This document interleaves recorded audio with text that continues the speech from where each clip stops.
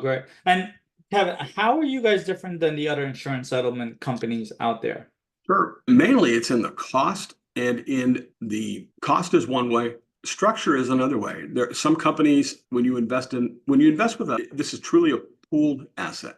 So we put together a closed-end fund and say we don't raise a ton of money. We say we raise $10 million. We'll go out and we'll deploy that capital into the market, and we will try and look for death benefit in the range of, say, 35 to $40 million. So that's about a 3.5 to 4 equity multiplier on our money. All right. Now, but we don't spend all 10 million to buy those policies. We only spend 5.5 to 6 million because the remainder is held in cash at the Bank of Utah. So that's one thing. So every investor owns a pro rata share of every single policy. It's a pooled investment.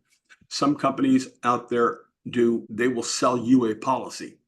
Okay, that's great. But having one policy can be quite a jackpot. What if that one person doesn't die in time? There's no protection. Additionally, some companies do what's called fractionalized life settlements, and we used to have to purchase those because that was available to us. But when you do that, you've got someone who's a packager, and they're taking a lot of the yield for themselves. Additionally, you're only limited to investing in 4, 5, 6 policies. Typically, most of our funds have anywhere from 30 to 50 policies in them. Some have had as many as 600. But it depends on the size of the fund, depends on what's out there for us to purchase at the time. But we only purchase policies from American insurance companies who on American lives. We're not interested in having to chase somebody all across the world to find out if they passed or not because they're not here. And it's just worked out beautifully for us. Kevin, the 4.5 million, because you said, let's say you buy $10 million worth of policies, but you're only really buying 6, and then you have 4 or 5 in reserves. When they sit at Bank of Utah, are they earning interest? Or yeah, they are. They are. Is it like money market rates, or is yeah, it's essentially nothing, but yes, it does earn something. Yes. Okay, gotcha. And then in terms of your buy box, I think the last time we spoke, you had a very specific buy box. Is that different than other insurance settlement companies on their buy Probably, boxes? yeah. Because our overhead is so low, life settlement companies, we get paid when we buy policies, but we also get paid, we get a small percentage as a management fee. But if you have a large operation, you need income to pay people every week, 2 weeks, what have you.